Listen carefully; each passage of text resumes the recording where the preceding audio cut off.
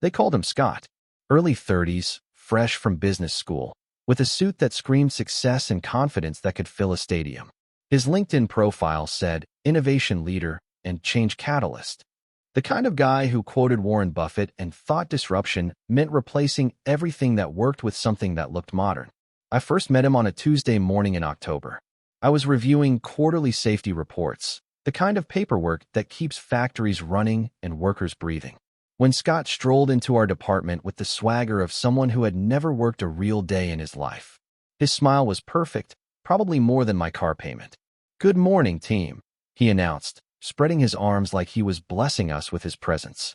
"I'm here to revolutionize how we do things around here." I kept typing, but I felt his eyes scan the room, measuring each of us like inventory. The plant manager, William, trailed behind Scott like a nervous shadow. William had been here 20 years, knew every bolt and wire in this place. But today he looked like someone had told him his house was on fire. "Scott will be leading our efficiency transformation," William mumbled, not meeting anyone's eyes. That was corporate speak for, "The new guy gets to fire whoever he wants while I hide in my office." Scott nodded at each workstation, making mental notes. When his gaze landed on my desk, covered in safety manuals and certification paperwork, he paused. "Interesting setup you have there," he said, walking over. His tone suggested I was keeping pet snakes instead of doing my job. "I'm Jones," I said, not standing up. "Safety compliance coordinator." He grinned like he had caught me stealing. Safety compliance. That sounds like a lot of paperwork. The way he said it, you would think paperwork was a disease. 8 years, I answered when he asked how long I had been there. His eyebrows shot up like I had admitted to a crime. "Wow, that's quite a tenure," he said, the same tone people use when they find milk that expired last month.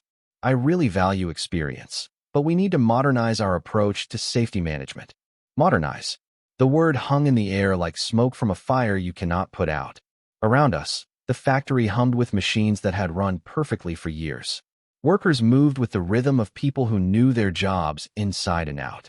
But Scott saw inefficiency where I saw expertise.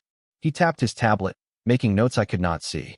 "We'll be implementing some changes soon," he said, still smiling that perfect smile. "I hope you're ready to adapt."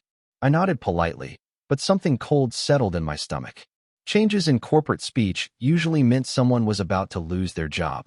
By lunch, Scott had renamed our shared drives, posted new efficiency metrics on the bulletin board, and called a mandatory team meeting for Friday.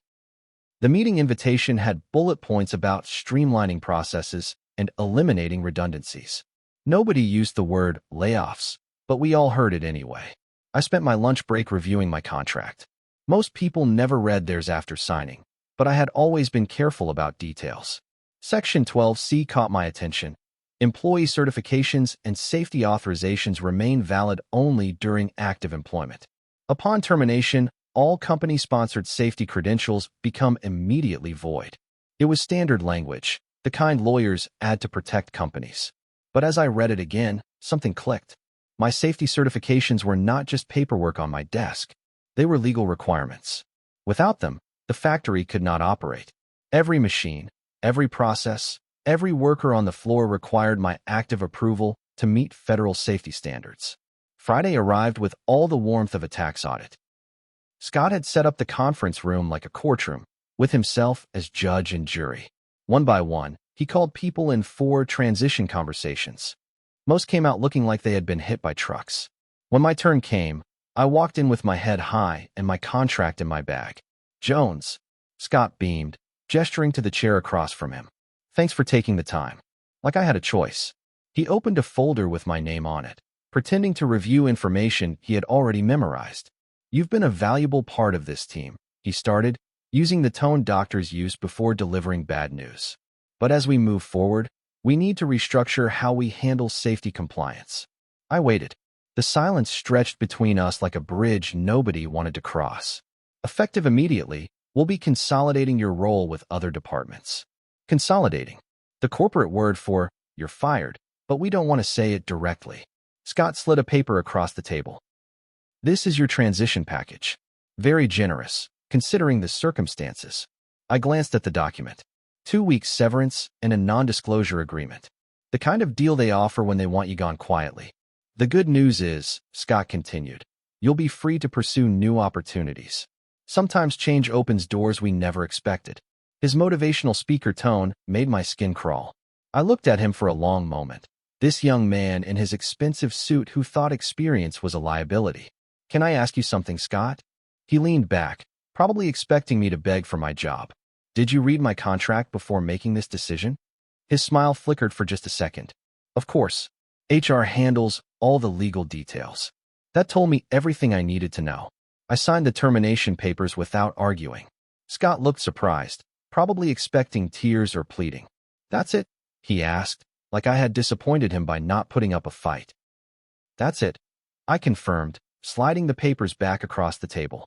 He shook my hand with the enthusiasm of someone who thought he had just solved world hunger.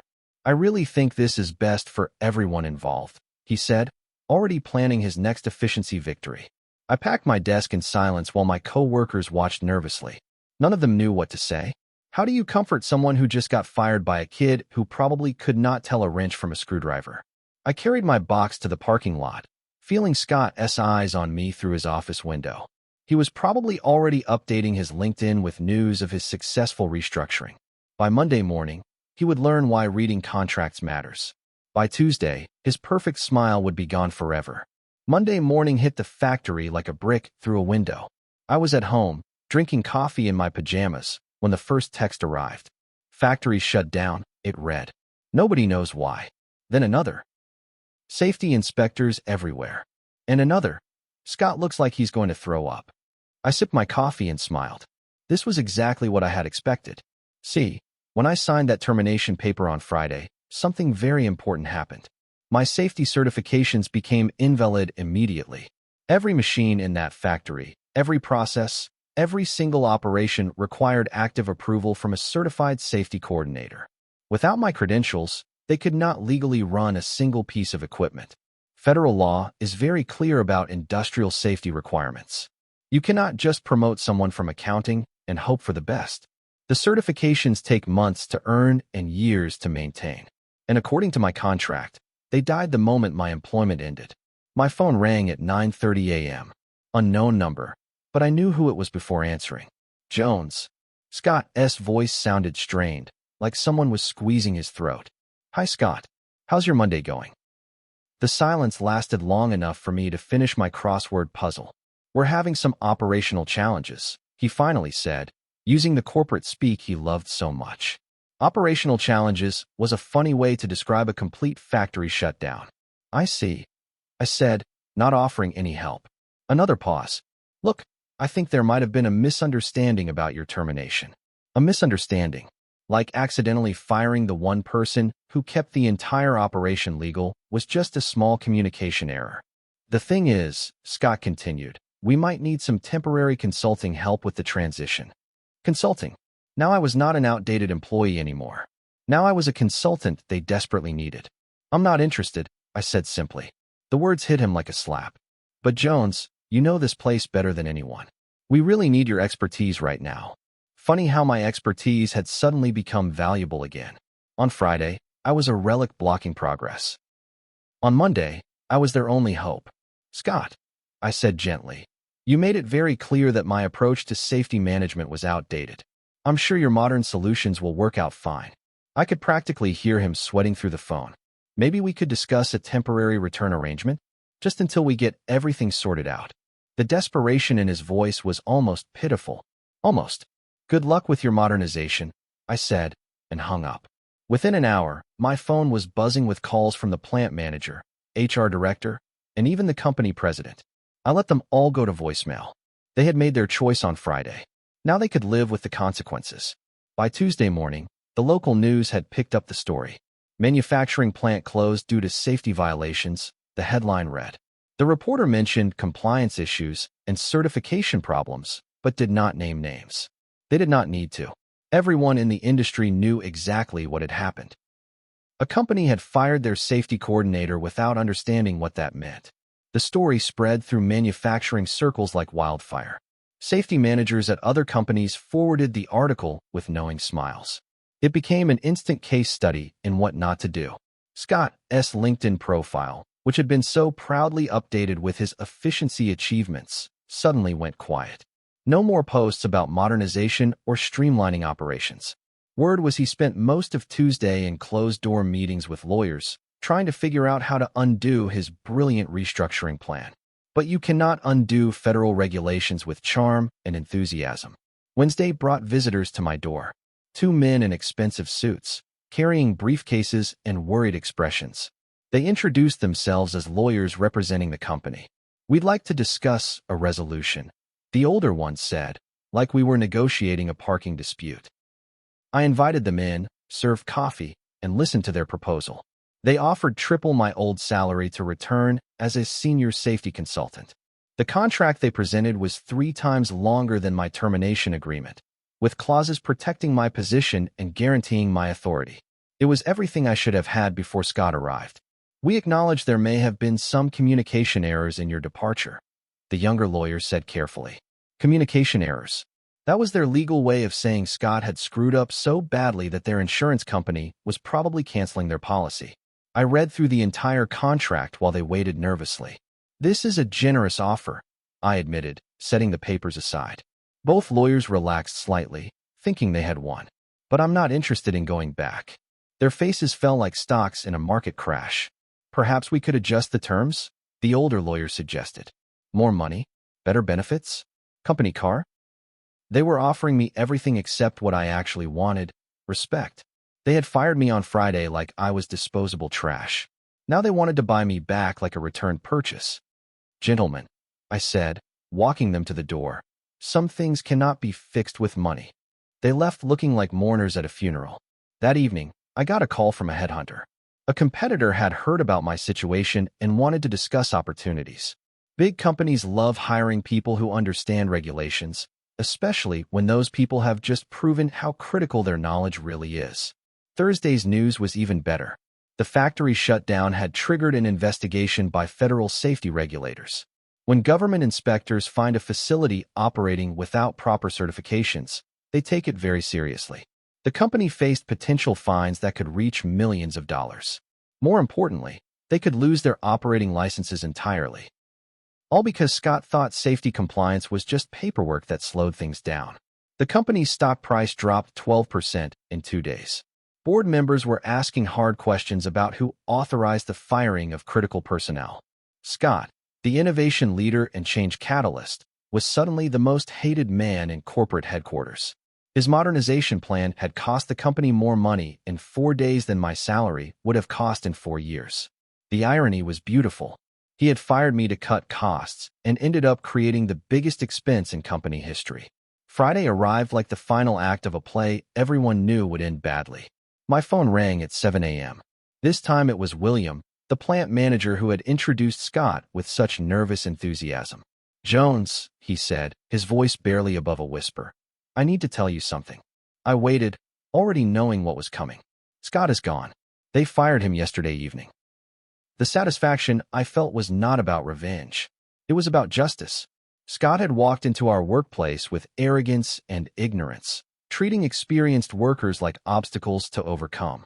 He had learned the hardest lesson in business: you cannot fix what you do not understand. "They're asking if you'll consider coming back," William continued. "Not as a consultant. As department head. Full authority over all safety operations." Department head. The position Scott had probably planned to eliminate entirely. Now they wanted to give it to me with more power than I had ever had before. "I appreciate the offer, William," I said, "but I've already accepted a position elsewhere." The silence stretched long enough for me to pour another cup of coffee. "You what?" He sounded like someone had told him his lottery ticket was fake. "TechFlow Industries offered me a position as Director of Safety Operations. Better pay, better benefits, and they actually value experience." TechFlow was their biggest competitor, and everyone in the industry knew it. By hiring me, they were not just getting a safety expert. They were getting someone who understood exactly how my former company operated. "Jones, please. We need you. The whole place is falling apart without you." That was the problem with treating people like they are disposable. Eventually, they find somewhere else that appreciates their worth. And when they do, you realize what you have lost. The news of my new position spread quickly through industry networks. Former safety coordinator lands executive role after company shut down, read the trade publication headline. The article did not mention Scott by name, but everyone knew the story. A young manager had fired an experienced employee without understanding the consequences. Now that employee was running safety operations at a major competitor while the original company struggled to reopen. My first day at TechFlow was everything my old job should have been. Modern equipment, supportive management, and colleagues who understood that safety was not just paperwork to be streamlined. The CEO personally welcomed me, saying they had followed my situation and admired how professionally I had handled everything. "We don't believe in firing people for having experience," she said with a smile. "We believe in promoting them." Meanwhile, my former company was bleeding talent. Word spread that management was unstable and workers were not valued. 3 more experienced employees quit that week, taking their expertise to competitors. The factory remained closed while they scrambled to find certified safety coordinators. But good people were not easy to replace, especially when your reputation for poor management preceded you. Scott's LinkedIn profile disappeared entirely. Someone told me he had moved to another state, probably hoping to escape the story that followed him everywhere. In manufacturing circles, his name became synonymous with reckless management. Business schools would probably use his case as an example of what happens when you ignore institutional knowledge. His career in operations management was effectively over before it had really begun. 6 months later, I received an unexpected message. It was from a professor at the business school Scott had attended. "We're developing a case study about operational decision-making failures," she wrote. "Would you be willing to share your perspective on the incident?" They wanted to use Scott's story to teach future managers about the importance of understanding their workforce before making changes. I agreed to participate, not to embarrass Scott further, but to help others avoid his mistakes. The case study became required reading in several management programs. Students learned about the hidden costs of dismissing experienced employees and the critical importance of understanding what people actually do before deciding they are unnecessary. Scott had achieved something after all. He had become a teaching tool, just not in the way he had imagined. At TechFlow, my department became a model for other companies. We developed new safety protocols that balanced efficiency with protection, proving that experience and innovation could work together.